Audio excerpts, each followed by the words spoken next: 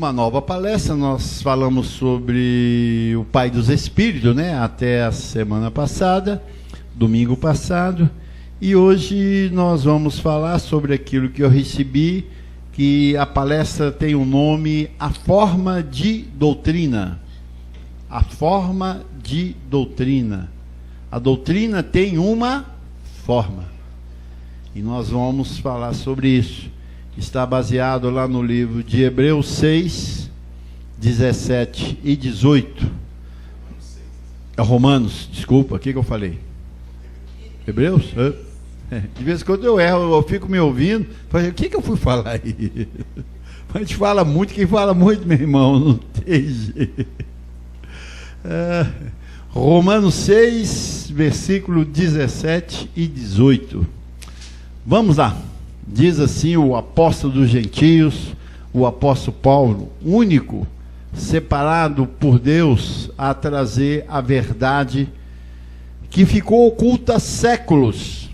A ele foi dado essa honra, essa revelação, para que os gentios pudessem contemplar Deus tanto quanto os judeus. E nós somos privilegiados dessa hora, assim é? Que conta a partida dele, nós falamos lá em Atos, ele diz, conta a minha partida, entrarão entre vós lobos vorazes que não pouparão a igreja, porque ele já viu o comportamento daqueles líderes, sacerdotes, até mesmo os discípulos de Jesus de Nazaré, que não entenderam a pregação de Paulo. Então, Paulo os detinha porque ele estava vivo, continuou pregando, mas quando ele foi morto, aí os discípulos que andaram com ele, infelizmente, esfriaram e entraram os lobos vorazes, aonde é chamado apostasia, que durou 2000 anos. Na escuridão a igreja andou, da incredulidade, sofrendo, sendo explorado, sem resultados. No meu tempo, quando eu congreguei, quando eu me converteram, né? Eu não converti lá, me converteram, e eu fiz parte das igrejas, e vi algo assim muito estranho, que os novos estavam lá felizes, e cantando, e dançando, aquele negócio todo, aquele louvor todo, mas os velhos, os antigos, acanhados, tristes, oprimidos do sistema, e vendo a alegria dos novos que chegaram, eles pensavam assim, espera só mais um pouco, daqui a pouco você está no nosso time. Vocês vão estar no nosso time, não demora. E eu via os pastores das igrejas, né, dizendo, não, bom é os novos, os velhos dão trabalho demais. Que isso? E até hoje é dessa forma. E como chegou uma avalanche dos novos agora, então os velhos ficam à parte, porque os velhos de igreja, passado o tempo, eles começam a indagar por que não aconteceu com eles. Tudo aquilo que eles oraram, pediram, pagaram o preço, jejuaram, foi para o monte, fez campanha disso, campanha daquilo, foi para sítio, receberam lá muitas mandingas na mente e nada solucionou. Encontro de casais, olha, isso é um absurdo, abençoado. Tem terapeuta cuidando de casais, de filhos de Deus, usando a terapia, que é algo totalmente humana. E os resultados de 100 que chegará, se resolve o problema de 1 ou 2, é pouco, é muito. Então o que acontece? É uma confusão. E eu estava lá naquilo e vi aquilo, falei, caramba, por que é assim? E perguntava, e os pastores, não é assim mesmo, os mais antigos, os mais antigos são assim, tá? Eu falei, não tem coisa errada nisso, eu estou conversando com eles, e eles parecem sérios, e eles parecem que querem que a coisa dê certo, e como eles, pelo tempo, viu tanta confusão, e eles começaram a corrigir os pastores. Eles não, põe ele para fora, nós queremos os novos. E eu vi isso demais. Falei, caramba, que confusão. Aí fui me inteirando, né? Porque já que eu estou no meio, eu tenho que ver o que está acontecendo nesse negócio. E fui crescendo e começando a ver. Falei, agora estou descobrindo. Eu já sou do time de cá e não sou mais dos novos. Sou do time de cá. Só que aí o time de cá ficou um pouquinho mais forte. Porque o time de cá já trouxe alguém com conhecimento e que não perdeu a virtude. A alegria, o gozo de estar no Senhor. Não perdemos. Apesar dos pesares que eu vi, eu falei, não tem coisa errada nisso. Deus não está nessa confusão. Vendo cada confusão com pastores, com missionários, com obreiros. Falei, é isso, o cara marado é sério, vê um negócio daquele e desanima. Se ele não tem um ministério, se ele não é uma pessoa de frente, ele... aí o pastor logo quer pôr ele para fora, para não dar problema, para não contaminar os outros. É assim que funciona o sistema. Trevas funciona desse jeito, abençoado. E nós precisamos agora, depois de revelada essa graça, sequestrar esses nossos irmãos ali, tanto os velhos quanto os novos. Tem que sair a todo mundo, porque ali é total confusão. Covardia, ali é uma coisa terrível. Eu vejo mulheres, senhores, passando cada vergonha, dito por esses pastores, que eu vou dizer para você. Eu ouço sempre ouço uma história de covardia deles com os membros. Eles parecem que são dominadores, parecem não, né? São dominadores deste mundo tenebroso, que é o mundo do desconhecimento de Deus, e as pessoas ficam presas ali com eles, e uma vida ordinária, uma vida ruim que eles têm, e a gente sabe hoje por quê. E aqui o apóstolo Paulo viu tudo isso lá também naquele tempo, e começou a sacudir a poeira, e ali houve uma perseguição enorme contra ele, porque ele contradizia os religiosos, os denominacionais daquela época, batendo firme neles. Então eles logo deram um jeito de sumir com ele. Mas só que ele deixou as 14 epístolas, para que no futuro se ajuntasse um só rebanho, um só pastor, para que viesse a transformação de Deus sobre a vida desta igreja e aniquilasse o mal e os maldosos, o mal e os maldosos fossem aniquilados. Assim é, abençoado? E aqui ele traz uma palavra ali em Romanos 6, 17, 18, ele diz: mas graças a Deus, porque outrora escravos do pecado, contudo viestes a obedecer, mesmo sendo escravos do pecado, contudo viestes a obedecer de coração. Coração é o quê? Mente. Não é esse órgão aqui não. Quando as pessoas falam assim, meu coração está contigo, não é aqui. Você está contigo é aqui, ó. Aqui na mente. Porque esse aqui é mentiroso, não acredita não, tem que ser. E aqui a igreja de Roma obedeceu de coração a forma de doutrina a que fostes entregues. E uma vez libertados do pecado, fostes feitos servos da justiça. Então veja bem, entende-se que quando você ainda não é liberto do pecado, tu não és o quê? Servo.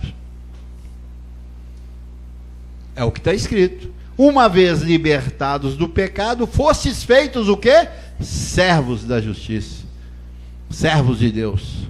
Só uma pessoa que é descontaminado na mente da consciência de pecado serve a Deus de verdade. Fora não consegue. Se ainda tem a consciência de pecado, ele não consegue.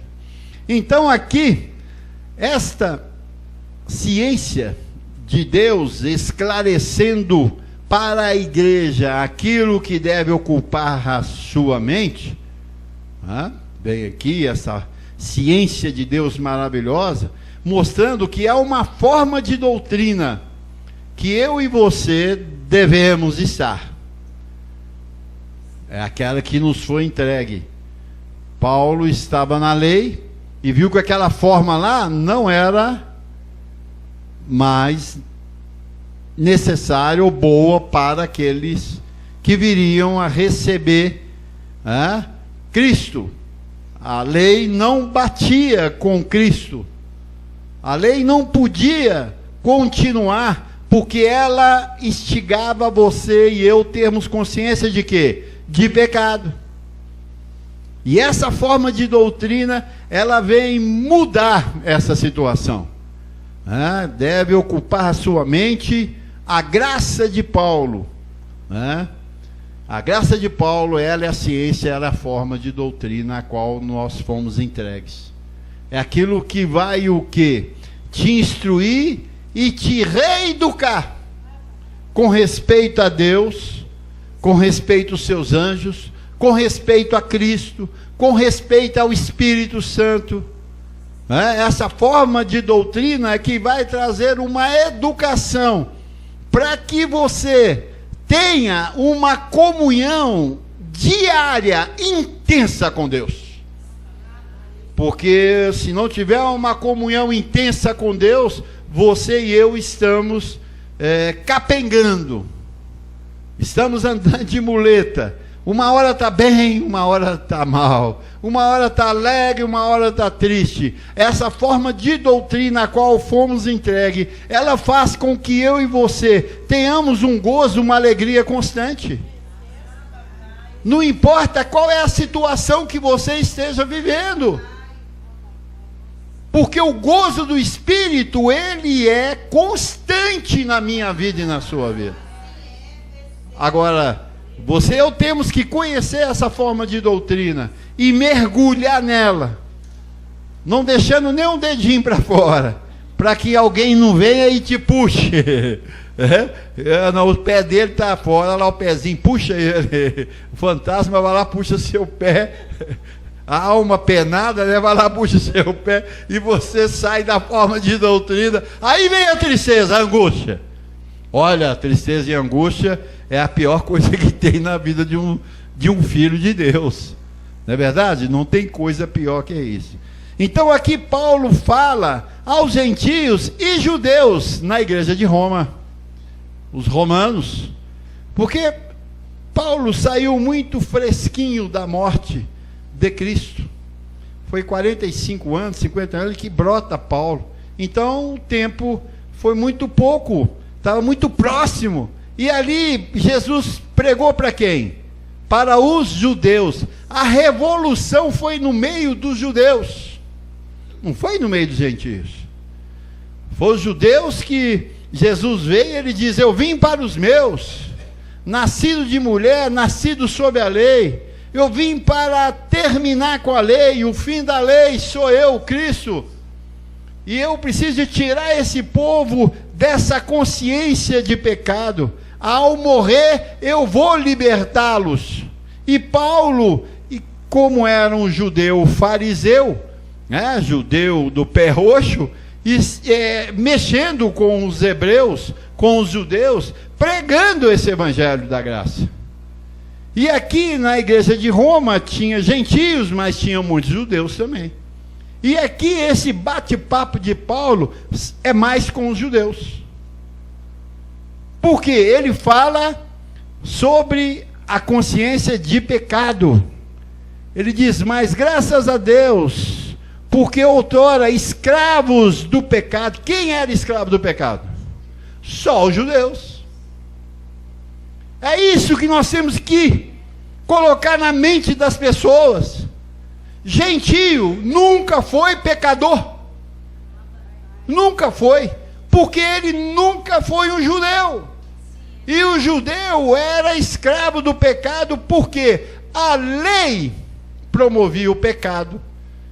que trazia o quê? Os 613 mandamentos. Nós vamos falar isso repetidamente, até todos começarem a falar como nós, né?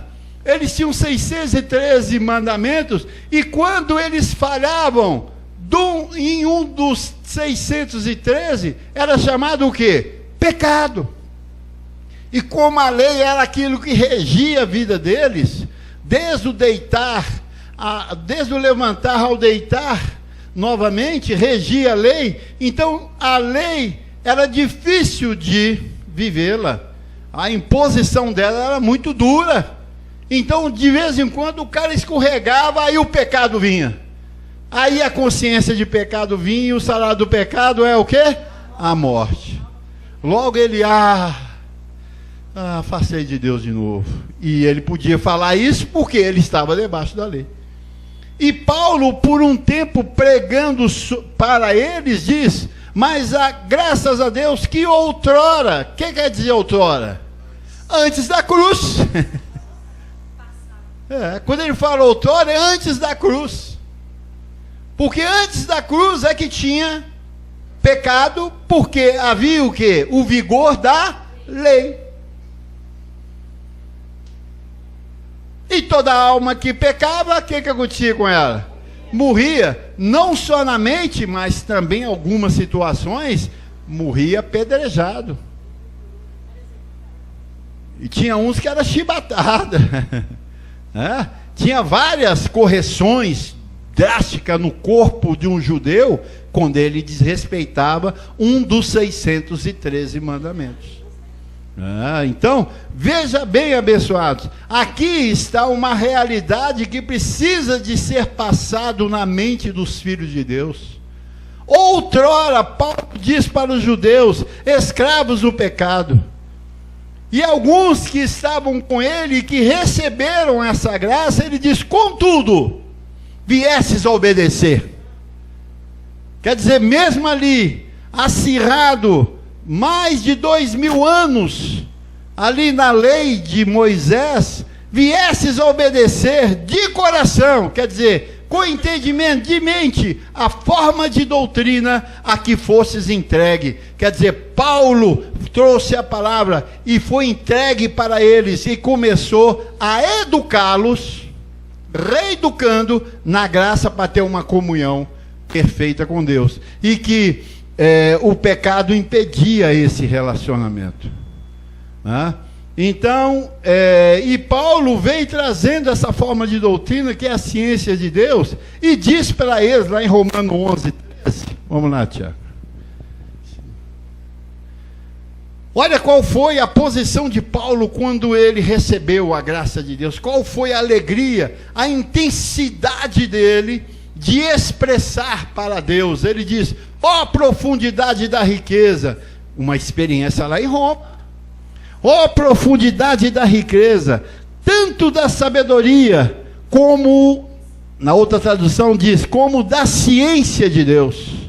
Ó profundidade da riqueza. Então a graça, ela vem trazendo uma riqueza profunda, e Deus está nos aprofundando nessa graça, abençoado, para que você tenha essa aspiração aí, tenha esse gozo no seu dia. Você vai levantar e vai dizer: ó profundidade da riqueza, eu estou sentindo bem quando eu estou acordando. Tá bom, o dia hoje será o melhor dia. Ó profundidade da riqueza, tanto da sabedoria como da ciência de Deus. Quão insondáveis são os teus juízos, e quão inescrutáveis os teus caminhos. Então, Paulo descobriu um mundo novo aqui na terra, não aquele da religião a qual ele estava aprofundado até o último fio de cabelo.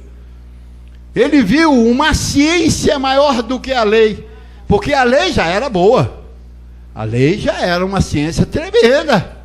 É aquilo que guardou, velou o povo, e o povo viu muitas manifestações do poder de Deus debaixo da lei.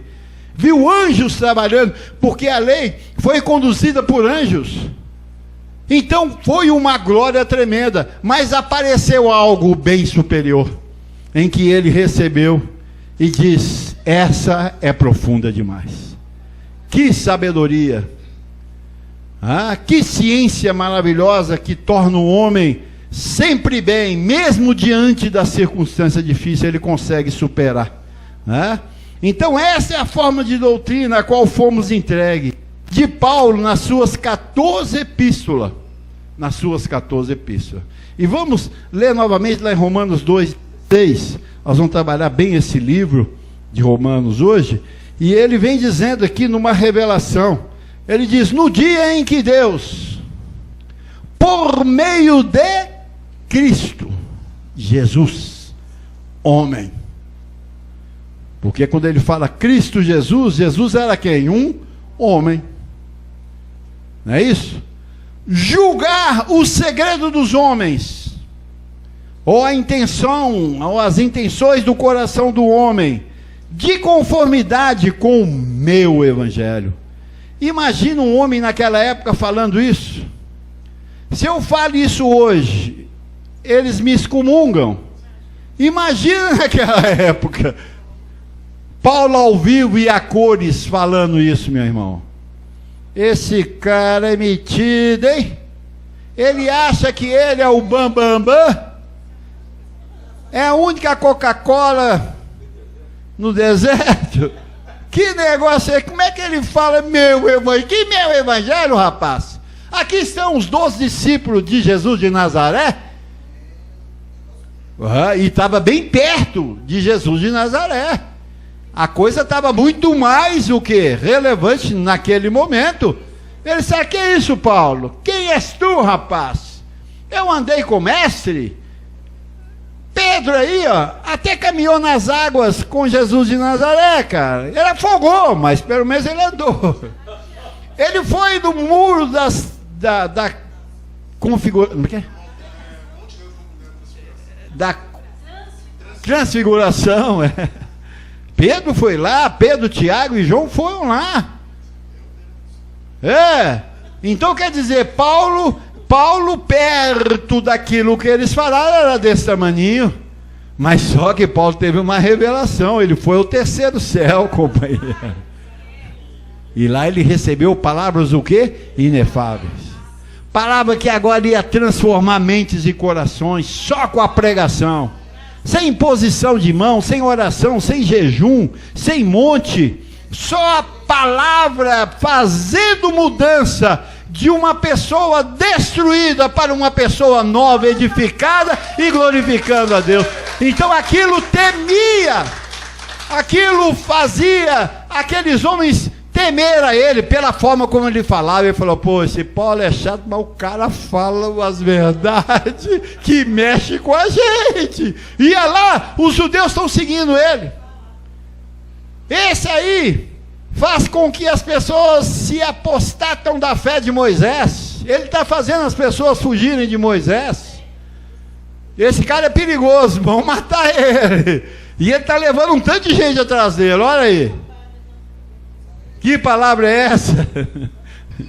Mas ele vem falando de conformidade com o meu evangelho. Então Jesus, a manifestação de Cristo na terra, tem que ter o evangelho de Paulo. E esse Jesus Cristo aqui teria que ser o ressuscitado futuro, porque quando Paulo falou sobre isso, o Nazareno já tinha o quê? Morrido. Ele tinha morrido. Então não era Jesus de Nazaré. E ele falava no dia. Então quer dizer, ele está falando do futuro. Ele não está falando do presente e nem do passado. Ele está falando no dia em que Deus, por meio de Cristo, Deus veria agora em Cristo, novamente depois de Jesus de Nazaré, o Cristo, em um homem que faria essa mudança total, que ele mesmo não conseguiu. Ele só escreveu, ele veio para escrever. Ele estava em cadeias escrevendo. Paulo viveu mais em cadeias do que fora, meu irmão. Mas por quê? Ele teria que ter um tempo, né? E enquanto ele estava solto era difícil. Mas lá na cadeia ninguém incomodava ele, né? podia escrever tranquilamente, e escreveu.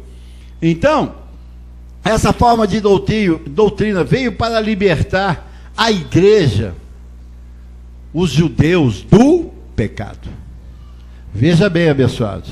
Só que, como não foi pregado essa forma de doutrina depois da morte de Paulo, durante 2000 anos, o que eles fizeram? Contaminaram todos os homens, inclusive os gentios, colocando eles também como pecadores. E hoje, a destruição dos gentios, de vida horrível, terrível, veio por causa dessa consciência de pecado. O pecado estraga, mata a pessoa, é um ensinamento hoje que é mau. E as pessoas são destruídas porque elas têm essa consciência de pecado. Quantos presos, quantos em manicômios, quantos em cemitério, que morreram, você sabe por quê? Nos hospitais. Por quê? Porque os apóstolos de Jesus de Nazaré, quando Paulo morreu, continuaram com a doutrina de Jesus de Nazaré, que era qual? A lei. Nascido de mulher, nascido sob a lei. E Jesus de Nazaré pregou a lei, ele não pregou a graça. Porque a graça não veio para ele. Ele diz, eu vim cumprir a lei e os profetas. E para cumprir-a, ele tinha que o quê? Pregar. Ele tinha que pregar. E ele pregou. E viveu a lei. E ao viver a lei, o que acontece? Salário de morte. E aí os discípulos vieram com a pregação de Jesus de Nazaré. Em vez deles encerrarem quando Paulo entrou em ação, eles continuaram. E fez com que o mundo todo sofresse essa consciência de pecado. E o pecado não é mole. O pecado trazia condenação, trazia morte. E por isso que os homens hoje guerreiam entre eles, matam entre eles, porque eles têm consciência de pecado, traz ira, porque anda na carne, né? E as obras da carne são conhecidas e são prostituição, adultério, lascívia, ira, discórdia, facção, invejas, glutonarias, bebedices e coisas semelhantes a essas, feitiçaria. Então isso fez com que a mente do homem entrasse em perturbação e com vontade de matar as pessoas. Porque quem está irado está o quê? Com a consciência de pecado. Então a vontade dele é de matar, é de roubar, é de estrangular as pessoas. Isso tudo veio pela uma forma legalista em quem não tem, que somos nós os gentios. Colocou uma forma de doutrina que enlouqueceu o povo. O mundo está enlouquecido por causa disso. E nós, abençoados, que fomos agraciados por essa graça maravilhosa, que hoje temos uma consciência livre de pecado, não somos pecadores, nunca fomos. É o que Paulo diz aqui em Romanos mesmo. Ele diz que o gentio que não tem lei, e se fazendo lei, faz lei para si mesmo, porque não tendo lei, então a lei de Moisés não veio para nós. Devemos observá-la? Sim, porque fala sobre a igreja, que ela era a sombra dos bens vindouros. A lei foi o aio que nos conduziu até Cristo, aí, mas depois em Cristo não podemos mais submetê-la. Quer dizer, consciência de pecado só está na lei, não está em outro lugar. E nós gentios estamos livres disso aí. Assim é, abençoado? Então, onde nós paramos? De conformidade com o meu evangelho. Então o evangelho de Paulo nos livra dessa consciência. Essa forma de doutrina veio para libertar a sua igreja, a igreja do Senhor. Era aquilo que os destruíam, era a lei, destituindo-os da glória de Deus. Está lá em Romanos 3:23, Paulo dizendo: pois todos pecaram. Todos quem? Você pecou? Quantos pecados na vida aqui? Levanta a mão, deixa eu ver. Ninguém, né? Pelo amor de Deus, se você levantar, eu vou dar castigo em você, meu irmão. Você vai ter que ajoelhar no milho aqui. Você nunca pecou, porque você não tem lei de Moisés sobre os gentios. Não tem lei. Põe isso na tua mente. Você não pode lembrar nunca disso. Porque se você lembrar, você diz: ah, foi aquele mal que eu fiz, por isso que eu estou mal desse, eu pequei contra Deus. Pô, eu quero limpar a tua mente disso. Porque quando eu limpo a sua mente disso, sabe o que acontece? As coisas do mundo não conseguem te dominar. Mas se você estiver com a mente de pecado, as coisas do mundo te pegam, te domina e faz você passar vergonha. Assim é, pessoal? Então, aqui Paulo diz: todos pecaram. Todos quem? Quem que era pecador na terra? Judeu, diga, judeu. Então Paulo está dizendo: todos os judeus pecaram. Não é todos os homens não, porque o gentio não tem lei, como é que ele pecou? Você entende isso? Estou falando corretamente? Bem tranquilo, bem explicadinho, nos seus mínimos detalhes. Então, pois todos pecaram e carecem da glória de Deus. Quem carece da glória de Deus? O judeu, você não.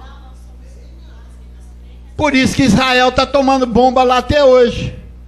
Aquela guerra lá, matando e bomba para cá, bomba para lá, bomba para lá, bomba para cá. Por quê? Carecem da glória de Deus.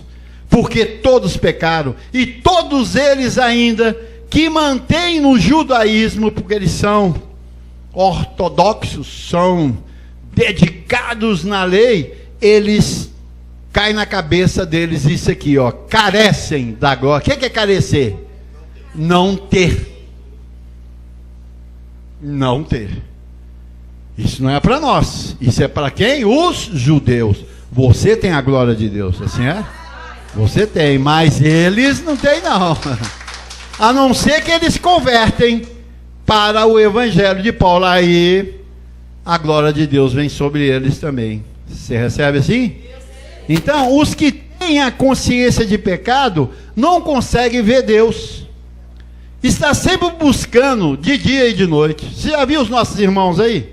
A qual foi pregado a lei de Moisés para eles?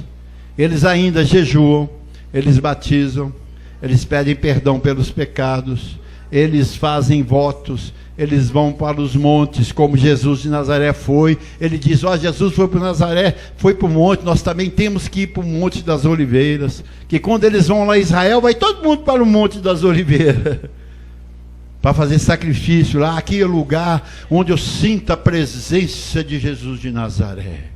Ele está aqui, ó Deus. É desse jeito. Quando eles vão lá em Israel, é desse jeito. Sobe no Monte das Oliveiras e começa a sentir a presença de Jesus. Eu falei: enquanto vocês estão sentindo a presença, Ele está habitando em nós. Eu não tenho a presença dele, não, eu tenho Ele em nós. É diferente, meu irmão. Nós não queremos presença nem de Deus. Não quero. Eu tenho Ele em mim. É o que diz em 1 Coríntios 3,16. Ou não sabeis que sois santuários de Deus? Deus habita em vós. E que sois templo dele eternamente. Então nós não queremos presença, mas não, esse negócio de presença é muito pobre.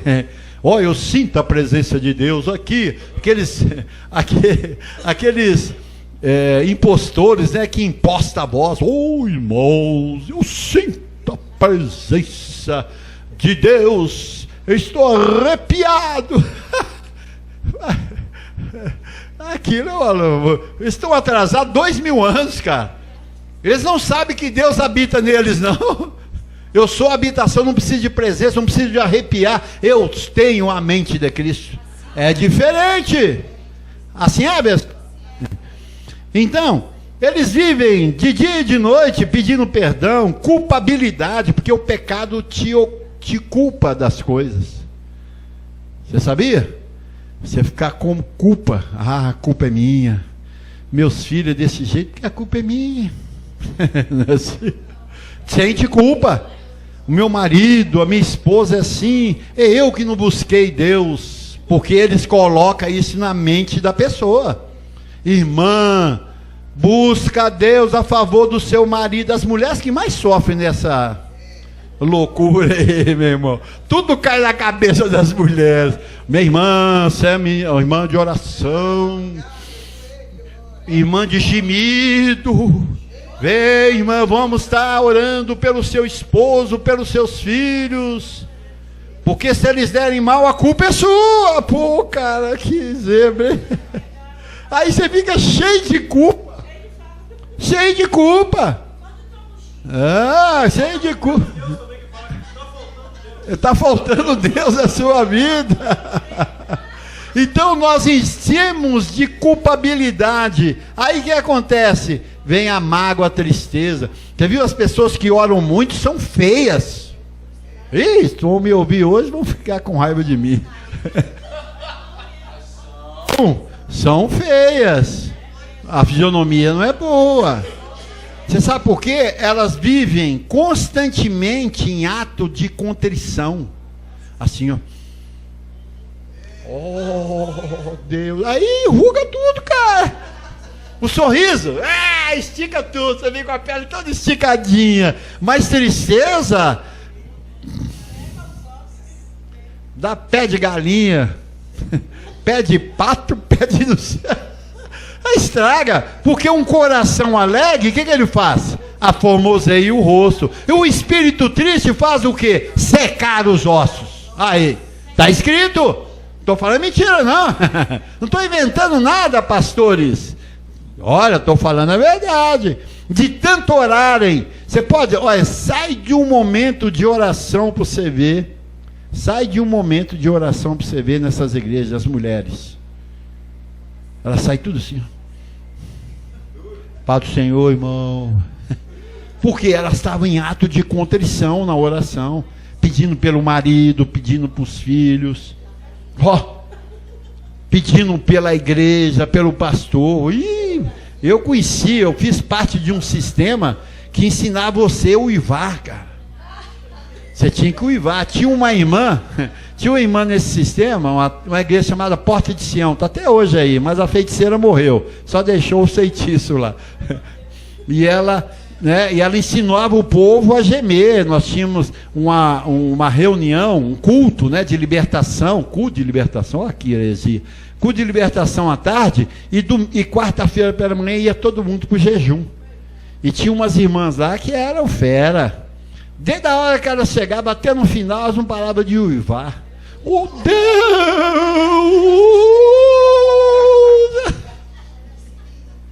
Oh, gente, era uma coisa tremenda. Não, era fantasmagórica. Quem chegasse lá, não estava acostumado àquilo, chegava, o que é isso? O que é isso aqui? Cheio de lobo, matilha. E tinha uma irmã que era mais, né? Ela que era... Ela orava. Coitada, a vida dela ficou um bagaço. Tinha um marido, né, que não era muito bom nada. Então essa mulher sofria demais. Então o que tem consciência de pecado não vê Deus. Busca-o de dia e de noite, pede perdão, tem culpabilidade. O pecado traz morte, irmão. Consciência de pecado. Primeira coisa que se ensinou, eu aprendi a orar, foi isso. Chegar primeiro, de manhã já ajoelhava e disse: Senhor, perdoa os meus pecados. Pô, eu estava dormindo, cara, que pecado que eu cometi? Será que dormir também é pecado? Agora, perdoa o pecado dos meus filhos, perdoa o pecado da minha esposa, do meu marido, perdoa o pecado da igreja. O cara virou um sacerdote que já não existe mais. Olha que consciência louca. E quem tem consciência de pecado, a fruta dá segundo a sua espécie. Quem é consciente de pecado, o que ele produz? Pecado. Então, abençoado, quem tem consciência de pecado não vê Deus, traz morte sobre ele. Lá em Hebreus 12, 14, Tiago, vamos lá. 12, 14, ele diz o seguinte: segui a paz com todos e a santificação, sem a qual ninguém verá o Senhor. Então, quem tem, e Hebreus era quem? Os judeus. Então, quem não tinha essa vida de santidade pela palavra, não verá Deus. Então, Deus precisa de ser visto. Por que eles não vê Deus? O mundo não vê Deus, porque ele tem ainda consciência de pecado e não de santo. Só o santo consegue ver Deus. O pecador não consegue ver. E eles ficam falando: Deus, Deus, me mostra a tua face, Senhor. E fica só naquilo. Romanos 5,13. Olha para você ver algo tremendo. Porque até o regime da lei havia o quê? Pecado no mundo. Porque o judeu trouxe pecado para o mundo. Até o regime da lei. Quando é que encerrou a lei? Hein? Romanos 10, 4. Põe na tua mente. Aqui, ó. Porque até o regime da lei havia pecado no mundo. Romanos 10, 4 diz o seguinte: o fim da lei é Cristo. Então, quando Cristo morre na cruz, o regime da lei, o que acontece com ele? Acaba. Até o regime da lei havia pecado no mundo. Quando a lei inspira, o que acontece? Acabou o pecado. Por que se fala de pecado aí então? Não diz João Batista? Eis aí o Cordeiro de Deus que tira o pecado do mundo. Então até o regime da lei havia pecado no mundo. Quando veio Jesus de Nazaré, o que ele fez? Acabou com o pecado do mundo. Então o mundo não é mais pecador. Não é mais pecador o mundo. Não tem mais pecado. Não tem mais pecado. Não tendo pecado, não tem também o que? Condenação e morte. Acabou. Acabou condenação e morte. Todos estão livres de pecado. Isso aí que é a ciência de Deus. É a forma de doutrina a qual fomos o que? Entregues. Você está nessa forma de doutrina? Então não tem condenação nenhuma sobre você. Você tem a bênção de Deus. Então você tem a liberação de Deus para ter sucesso em tudo quanto você intentar fazer. Assim é, abençoado? Só para nós encerrarmos aqui, Ezequiel 18, 20. Ele diz aí, olha: a alma que pecar, essa o quê? A alma que pecar, essa morrerá. Como não existe mais pecado, então a alma não morre mais. Por causa do pecado, não. Porque até o regime da lei havia pecado no mundo. Encerrou a lei, acabou com o pecado. Então se alguém falar assim: olha, eu pequei, não, você está enganado.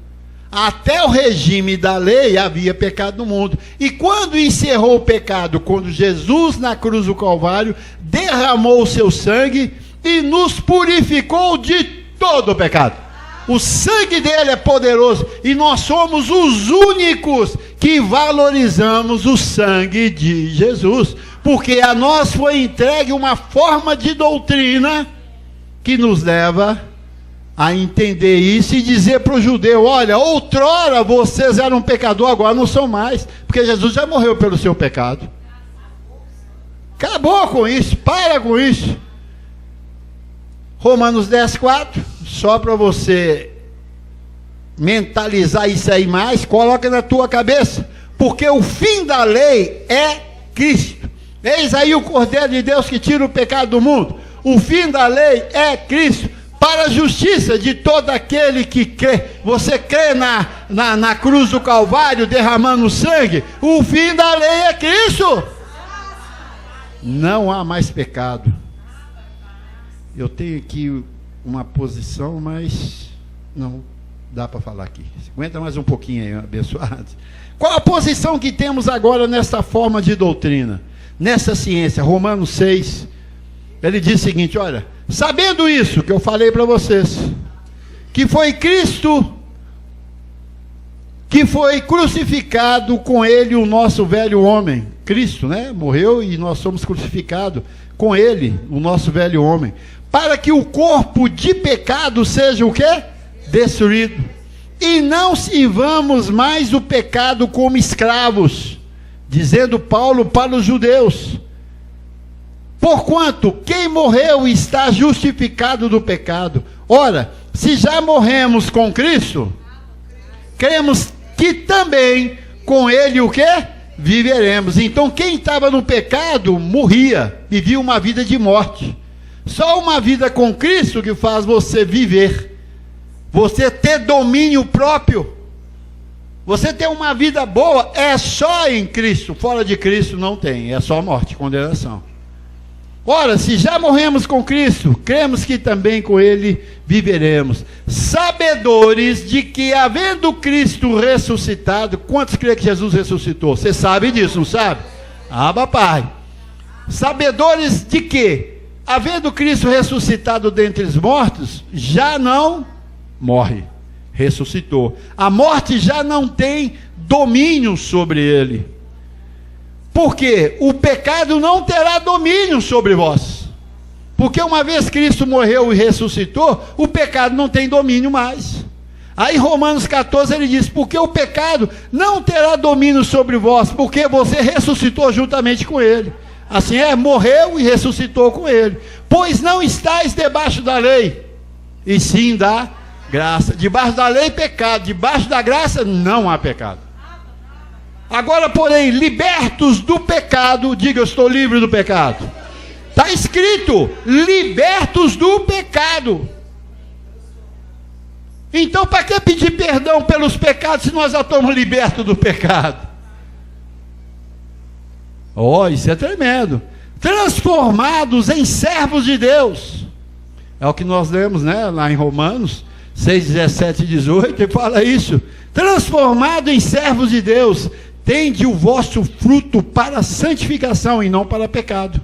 Porque nós não temos mais pecado. Romanos diz aos hebreus aqui, Paulo, que não tem mais pecado. Tende o vosso fruto para a santificação. E por fim, a vida eterna. A transformação virá sobre este corpo sem pecado. Abba, Pai. Porque o salário do pecado é a morte. Então todos que têm consciência de pecado, o que eles têm na vida dele? Morte. Por isso que tem aquelas amarguras, você já viu? A pessoa fica amargurada, a pessoa fica isolada no canto dela ali, morrendo. Porque ele tem consciência de pecado ainda. Mas, porque o salário do pecado é a morte, mas o dom gratuito de Deus é o quê? Vida eterna em Cristo Jesus, nosso Senhor. Vida eterna é vida de prazer, meu irmão. Você tem prazer de viver. Você levanta e diz, hoje é o melhor dia da minha vida. Nada vai me tirar disso. Eu não dependo de marido, de mulher, de filho, de negócio, nada. Eu estou livre porque eu agora estou em Cristo, então eu vivo uma vida boa. Essa é a vida que Deus deu para nós, abençoado.